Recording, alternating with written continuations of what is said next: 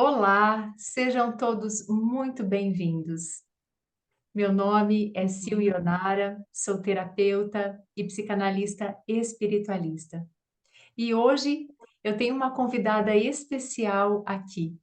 Nós vamos conversar sobre um tema que tem movido a minha vida e que faz parte da minha história. E para conversar sobre esse tema, sobre reorganizando a minha vida após uma grande perda, após uma perda significativa na minha vida, através do luto. Eu convido a doutora Ana Cristina Nazari para fazer parte desse bate-papo, para que a gente possa conversar sobre esse tema e trazer para você um pouco de acalento, algo que possa confortar o seu momento, esse momento que você está passando através do luto. E eu apresento a vocês, a doutora Ana. Seja muito bem-vinda, Ana, aqui e, por gentileza, se apresente para nós. Nada, Sil. Boa noite. Boa noite a todos. É um prazer enorme estar aqui com você, Sil, e com todas Obrigada. as pessoas que estão nos vendo, né? E, bom, me apresentando, eu sou psicóloga e fundadora da Estância Nazari. Mais tarde vocês vão saber como isso está relacionado com o tema, né? Então, o tema que nós vamos falar hoje, Sil, não é só para você importante, para mim também. Foi muito importante e eu creio que falar sobre esse tema, né, que envolve perda, morte, luto, é algo realmente desafiador, né? Mas estamos aí para juntas tentarmos colocar um pouco das nossas experiências, das nossas vivências, né, em relação a esse tema e como a gente deu um novo destino a esse objeto de amor, aquilo que foi perdido, né, Sil? Sim, exatamente, porque o luto é isso, né? O luto é algo tão natural, nós temos, essa é a nossa única certeza que nós temos na nossa vida, é um fenômeno natural. Só que nós não sabemos lidar com ele, porque ele trabalha muito a finitude de um vínculo que nós temos durante a nossa vida toda. Então, como é que nós vamos elaborar esse momento dessa ruptura desse vínculo afetivo? E quando esse luto ele chega nas nossas vidas, ele é dilacerador, ele é algo que rompe com a nossa vida, que desorganiza completamente toda uma estrutura em que nós estávamos vivendo há muito tempo durante a nossa vida. E toda essa desorganização, essa desestrutura, faz com que a gente entre em lugares que muitas vezes se torna muito difícil de sair. E nós duas sabemos disso, né, Ana? Até, Sim. Ana, no momento da sua apresentação, quando você começou a falar, deu uma pequena travada aqui na sua formação. Eu vou pedir, por gentileza, que você repita a sua formação, porque é importante isso aqui, porque você vai falar sobre como você trabalha com essas pessoas também, né? Sim, tá certo, Sil. Então, repetindo, meu nome é Ana Cris, né? Eu sou de formação psicóloga, médica psiquiatra, e mais adiante da minha jornada, eu resolvi empreender. Então, eu sou fundadora da Estância Nazari, um espaço aqui em Urubici, em que nós recebemos pessoas, né, visitantes para conhecer essa natureza maravilhosa que temos aqui, mas tem tudo a ver a fundação desse espaço com esse tema que nós estamos iniciando a nossa fala hoje, né? Que é como eu também consegui sublimar, né, a perda de um ser que para mim foi muito importante. Na verdade, eu tive algumas perdas, né? Sim, Mas a perda real de sentir que essa pessoa não está mais fisicamente aqui foi o meu pai. né? Então, isso foi um evento na minha vida que me fez olhar com mais profundidade na minha jornada, na minha profissão, para esse tema da morte. E com isso também, de alguma maneira, auxiliar as pessoas a olharem para isso também, né? Sim. E, E isso e é que algo, hum, pode, é pode algo que concluir. nós não estamos preparados, né? Desde pequenos nós não somos preparados para olhar, nossa cultura não nos prepara para que nós possamos olhar para a morte como algo natural, né? Nós fugimos muito desse, é um tabu, né? Dentro das nossas famílias, nós protegemos as crianças dessa vivência, Sim, enfim. Então, é algo que não pode ser, não poderia ser tratado como uma doença, né? Mas sim como algo natural. Acabamos vendo como a nossa sociedade, até a nossa própria, o sistema de saúde acaba tratando desse evento da vida, que é a morte, de uma forma patológica, infelizmente, é. né? E é muito importante isso, por isso que, assim, eu conversei muito com a doutora Ana para trazê-la para nós conversarmos sobre isso, porque eu venho estudando muito sobre o luto. Eu fiz uma pós em luto, porque essa é uma preocupação muito grande, de todas as pessoas que trabalham com pessoas enlutadas. Por quê? Uhum, Está se direcionando, né, Ana, um olhar para o luto para levar ele para uma patologia, sendo que o luto ele precisa ser vivido, ele precisa ser elaborado dentro de um processo. Tem uma fala que diz assim: o luto ele precisa ser conduzido e não tratado, no sentido de que ir direto para um medicamento, né, uhum. doutora? Porque assim, já você vê isso muito direto no teu consultório, já vem direto querer a plastificação, esconder, anestesiar a emoção das pessoas. Claro que você vai olhar para cada caso é um caso, não é? Não dá para a gente generalizar Sim. tudo, mas o manual, o DSM, né, ele generaliza o luto de uma maneira muito generalista, vamos assim dizer, não é? Sim, e como a gente pode auxiliar, né, a abordagem do luto, existem várias maneiras dentro da psiquiatria, que seria fornecer esse apoio emocional, essa orientação sobre o processo de luto, ajudando o paciente a entender as suas emoções, não desprezando a tristeza, não querendo escondê-la, colocando ela para debaixo do tapete ou tampando ela justamente com uma medicação rapidamente para não querer ver essa dor, né? Então, Isso. oferecendo estratégias para que ele possa lidar com o luto de uma maneira mais saudável e natural, né?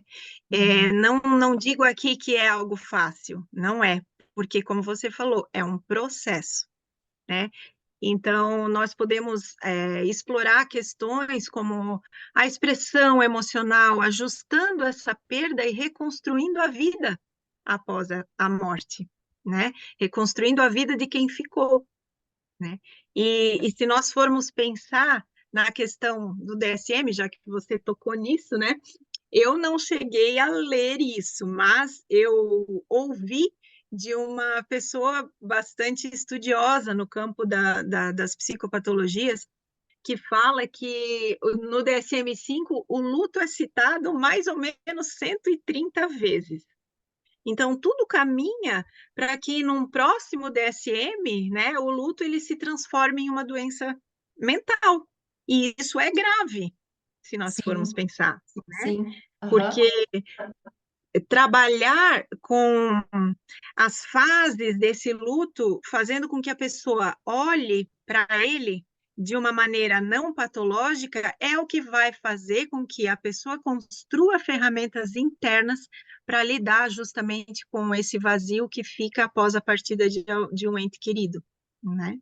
sim, exatamente. É claro que nós precisamos acompanhar essa pessoa enlutada. Precisa haver um Sim. acompanhamento, porque tem ali, dentro do estudo que eu tive, dentro dessa pós que eu fiz, tem um prazo pré-determinado, aceitável para um luto, da pessoa estar em choro, tem um prazo aceitável ali que a gente pode ir conduzindo a pessoa dentro desse prazo, que não adianta eu falar para você aqui que prazo é esse para quem for assistir com a gente, porque cada caso é um caso. Por isso que Sim, precisa ser acompanhado por por terapia e por um médico. E, e nisso ele vai criando isso que você falou, ferramentas internas, para que ele possa reorganizando o processo interno dele. Por quê? uhum, Ele precisa fazer isso, precisa sim, reorganizar a vida dele, né? sim. E as experiências do luto, elas variam de pessoa para pessoa, né? Mais um motivo para que esse processo seja individualizado e não catalogado, né? E nós temos modelos, né, citados aí, né, na literatura, bem conhecida aí, que você também já citou, nós já conversamos sobre isso, da Elizabeth Kubler-Ross, né, que Sim. ela descreve as fases do luto, né? Essas fases são bem conhecidas já, né? Que seria a negação, a raiva, né? Que é Uhum. a raiva explicando cada item, né? Depois você tem mais propriedade até para falar disso. Mas o paciente passa por essas fases, depois ele barganha, ele deprime, até chegar num momento em que ele consegue sublimar a perda do ente querido para chegar na aceitação. No entanto, é importante a gente verificar que existem diferenças nos indivíduos, né? Não necessariamente isso ocorra nesta ordem, elas podem se sobrepor, e diante de uma situação na vida, um evento qualquer, né, inesperado, pode funcionar como um gatilho daquilo que já estava aparentemente consolidado dentro da pessoa, e ela retornar a sentir novamente aqueles estágios anteriores aos quais ela já teria trabalhado, né? Enfim, Uhum. então não existe uma receita. Eu penso que realmente olhar para o caso individualizadamente, criando um espaço seguro, né, para que o paciente possa esses sentimentos e se permitir vivenciar, mergulhar, para que então isso se processe de uma maneira natural, lógica, né? Não cronológica, porque pela cronologia chega a ser absurdo, né? Você ter 7 dias Sim, para ter que retomar a tua vida funcional, e não é bem assim, né? Por exemplo, no meu caso, 2017, aconteceu a passagem do meu pai, e assim, eu ainda vivo processos bem intensos, dependendo das situações em que vem lembranças, muitas vezes uma fotografia, um cheiro, né? Uma memória. Então, não tem como você é humano, né? E não tem como você não mergulhar naquele sentir novamente. E isso nos torna humanos. A doutora Ana Arantes, eu gosto muito de ouvi-la falar, porque ela traz muito essa humanidade no profissional. E isso, passando essa fala humana para o teu paciente, você vai também permitindo com que ele desmistifique muitos dos tabus que foram construídos, né, pelo sistema, pela sociedade, família, enfim, até sim, pela própria religião, né? sim. Então, há que se ter realmente esse cuidado, essa amorosidade para tratar, né, e tão natural ao mesmo tempo. Exatamente.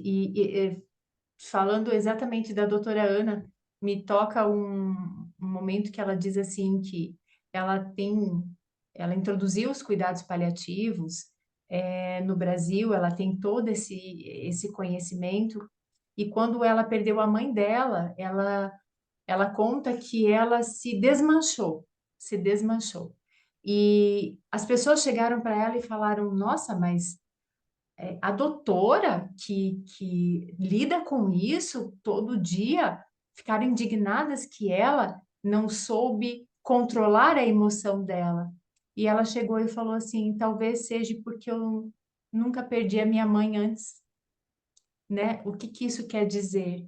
Quer dizer que não importa a profissão, nós vamos sentir, não importa o estudo, não importa nada.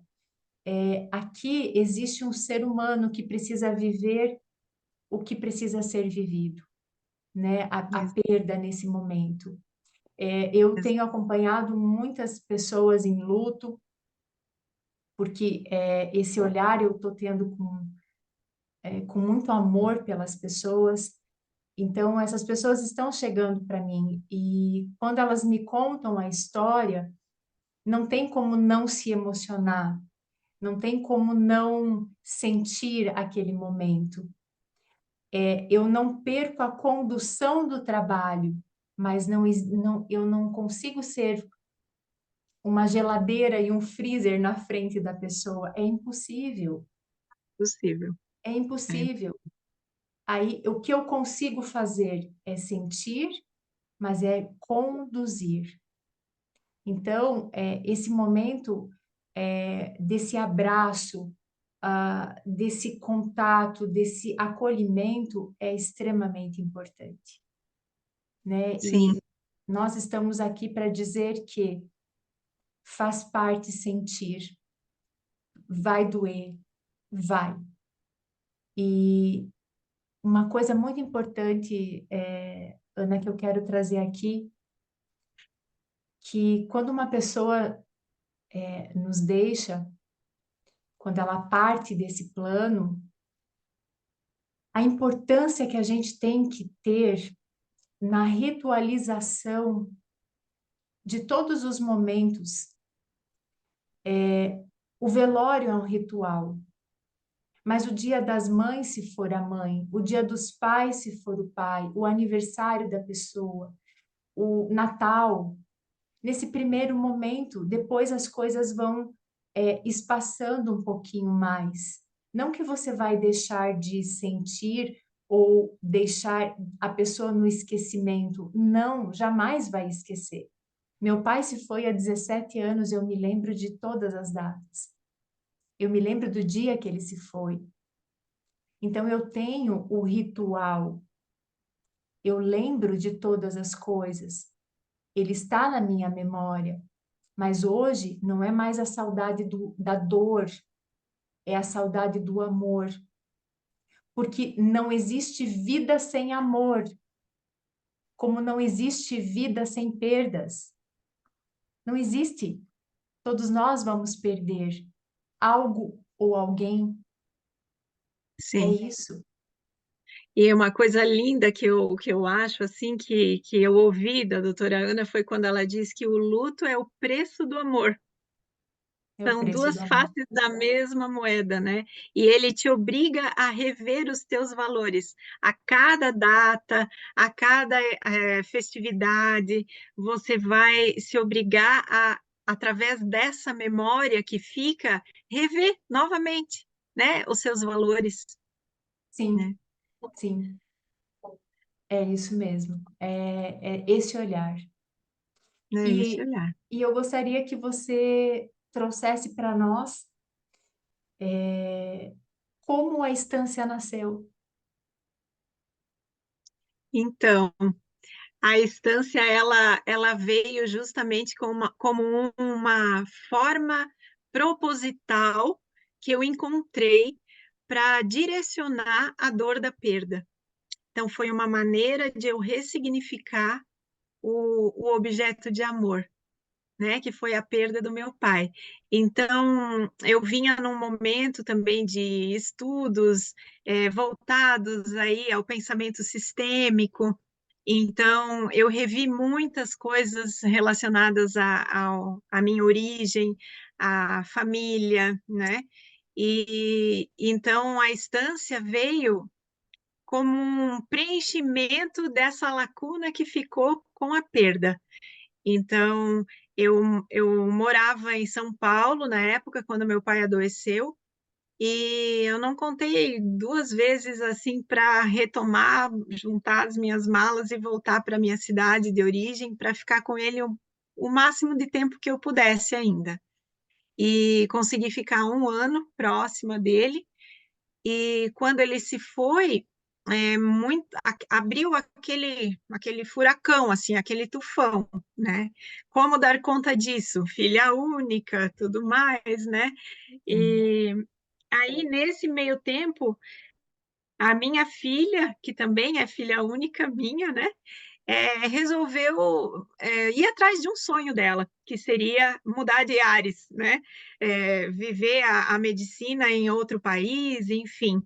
Então, perdeu para mim o sentido de ficar na minha cidade natal ali de origem, né, em que eu vivia. Então, eu entrei num burnout também em relação até à minha profissão e juntou com essa perda. Aí eu resolvi vir conhecer Urubici para passear, né? Eu não conhecia essa cidade. E eu e meu esposo viemos para cá. E quando conhecemos esse lugar maravilhoso, essa natureza, foi como que tivesse acendido em mim algo que me dissesse: não, eu acho que eu vou começar a fazer o meu retorno para casa também.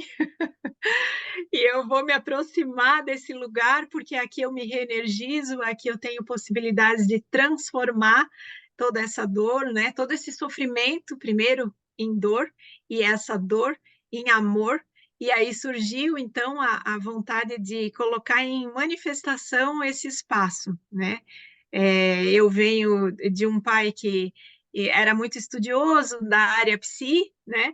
E assim, ele tinha um sonho de construção de um espaço assim, né? Minha mãe não contou duas vezes para me dar apoio também. Eu falei, ó, mãe, vamos para lá, você topa ir junto também e tal. Ela disse, vamos, filha, vamos fazer tudo isso acontecer. E assim foi que comecei a ter mais contato com a terra, a resgatar os meus valores novamente. E aí as coisas foram acontecendo e a estância ela nasceu em honra, então a tudo isso que eu vivi enquanto filha do Isaías. Então, em cada canto aqui existe, tudo tem um porquê, é, é, desde a locação das coisas, né, das casas, enfim, né, tudo tem um porquê de ter acontecido da forma como foi. Eu hoje brinco que é quase como que foi algo canalizado, assim, porque nem eu sei como que tudo ficou pronto dessa forma. Então, foi uma Sim. maneira que eu consegui, digamos, não vou dizer que eu transpus completamente, né? Mas já caminhei um bom bocado e já consigo olhar com uma forma sublime, né? Com esse novo lugar que ele se encontra, trazendo mais para o meu coração, que eu sei que daqui ele não saiu jamais e cada vez eu sinto mais forte essa presença, e pelas orientações, pelas coisas que eu acabo recebendo, me pego pensando, como que ele faria isso ou aquilo, enfim. E dessa forma eu sigo. Dessa forma eu sigo. Sim. Que lindo, que lindo. E foi assim que eu conheci a doutora Ana.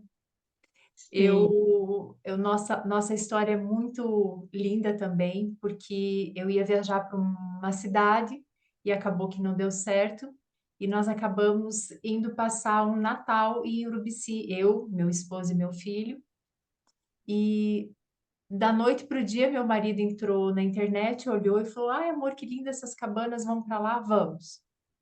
E eu cheguei na Estância Nazari. Do nada, eu não acredito, né? Eu acredito sim na providência divina. E lá nós sim, fizemos uma fogueira e a Ana com o esposo dela chegaram para brindar junto conosco e ali começou a nossa história.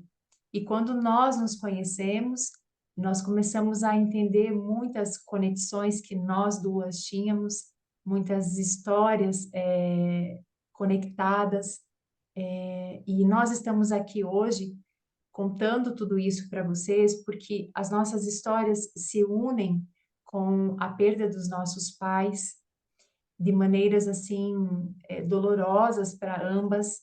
Eu perdi meu pai em 2007, a Ana foi em 2017, né? Sete, é. Exatamente. E também foi algo muito difícil para mim, foi no momento em que meu filho nasceu e eu vim sobrepondo lutos e eu não tinha ideia de como do que estava acontecendo. Eu fui descobrir tudo isso na terapia. Então, eu digo a importância que é a terapia na vida, porque você consegue ir tirando, desvendando todos os mistérios que estão ali por trás desse luto que a gente não elaborou. Porque na terapia eu descobri onde é que estava o meu primeiro luto, que foi aos 5 anos, quando eu perdi minha prima. Aos 5 anos, ela também. Então lá começou a gerar todas as dores que eu fui só empurrando com a bola de neve, bola de neve. E quando que eu fui resolver tudo isso? Só com a morte do meu pai, lá em 2007. Então, nós estamos aqui para trazer tudo, toda essa experiência e dizer que o luto, sim, ele é algo, um processo que precisa ser vivido, precisa ser elaborado, precisa ser reorganizado. A importância de você ter um acompanhamento, acompanhamento de pessoas que possam te conduzir, lembrando que precisa de uma condução. Às vezes você vai precisar de uma ajuda, de medicação, pode ser que sim, mas isso vai ter que ser olhado individualmente. E não é na primeira semana isso já acontecer. Pode ser que sim, né, doutora? Mas isso precisa ser olhado caso a caso, por Caso a causa caso. das comorbidades que podem acontecer fisicamente, que podem estar atrelados a alguma outra coisa. Mas essa questão a gente não vai entrar hoje, para não se estender aqui na live, porque esse é um assunto mais profundo ainda, que pode se estender mais e mais, né, Ana? É, eu gostaria de trazer, se você me permite, Sil, algo que eu considero muito interessante, que é um mito grego, que ele pode ser usado para explicar um pouco a importância de se viver o luto de uma forma funcional. Talvez Sim, muitos aqui dos ouvintes já tenham ouvido falar nos personagens chamados Hades, Perséfone e Deméter, na mitologia grega. Ele era o deus do submundo e dos mortos, governando esse mundo e responsável por receber as almas, né? Perséfone, filha de Deméter. Deméter era a deusa da agricultura, das colheitas e da fertilidade. Então, conta a história que Perséfone, a filha de Deméter, foi sequestrada por Hades e foi levada ao submundo para se tornar sua esposa, lá no mundo dos mortos. E Deméter ficou devastada pela perda da filha, então ela entra em um luto profundo e se recusou a permitir que as colheitas crescessem, causando fome e muita desolação na terra. E os negociaram a libertação de Perséfone do submundo dos mortos. Mas, como ela já havia comido algumas sementes de romã enquanto estava no submundo, ela foi obrigada a passar parte do ano lá como esposa de Hades. Então, durante esse período, Deméter fica de luto, enquanto a filha se encontra no submundo. E a terra entra em um estado de inverno. Mas quando Perséfone retorna à superfície, a primavera floresce novamente. Então, esse mito ele destaca a importância de se honrar o processo de luto, permitindo sentir e expressar as emoções associadas à perda. E Deméter mostrou que, no início, ter consequências devastadoras, não apenas para ela, que era enlutada, né? Mas também para a comunidade e para o mundo ao seu redor. Então, ao viver o luto de forma funcional, ou seja, quando ela chega naquela parte da aceitação e da concordância de que a filha precisava viver parte de um período lá e parte do outro período, isso é uma alegoria, né, gente? As pessoas então poderiam encontrar uma maneira de integrar a perda em suas vidas, encontrando um significado na experiência e eventualmente permitindo que a vida florescesse novamente. Assim como a terra floresce com a volta da Perséfone na primavera. Eu achei tão bonitinho esse luto, porque ele traz uma reflexão para a gente, né? Em Sim, relação sim, a isso. Porque sim, junto com essa dor da perda, você pode ganhar muitas coisas, você pode direcionar o foco da tua vida para uma sublimação muito interessante, né? Hoje nós vemos que cada um dá um sentido à sua perda, fundam ONGs, né? Fazem músicas, poemas, plantam jardins, enfim, constroem uma estância, fazem uma pós em luto, né? sim, Como uma forma de transpor tudo isso e, com isso, crescer. Autoconhecimento, né, Sil? É isso que exatamente. tudo isso acabou nos trazendo. Desde o nosso encontro, as nossas linhas de tempo se cruzando, as experiências trocadas, a terapia que nós fizemos, que você fez comigo e me ajudou muito em uma fase da minha vida, né? E Sim, com isso nós nos fortalecemos com essas nossas experiências trocadas, a ponto de hoje podermos estar algo que eu não me imaginava que ia conseguir falar dessa forma, né? sim, sim. E dando uma nova direção, um novo rumo e um espelhamento para que, quem sabe, mais pessoas possam tomar isso como uma inspiração também e encontrar um propósito para as suas existências, né? E, Exatamente. é, e Perfeita para a sua colocação. Perfeito, e Ana. assim, para encerrar um pouco dessa fala, que eu acho que já devemos estar aí quase que indo para o final, para amar é preciso aprender a perder. A gente não tem ontem, não tem amanhã, nós só temos o hoje para estarmos com as pessoas com as quais a gente ama. A dor e o amor são duas faces da mesma moeda, assim como a vida e a morte.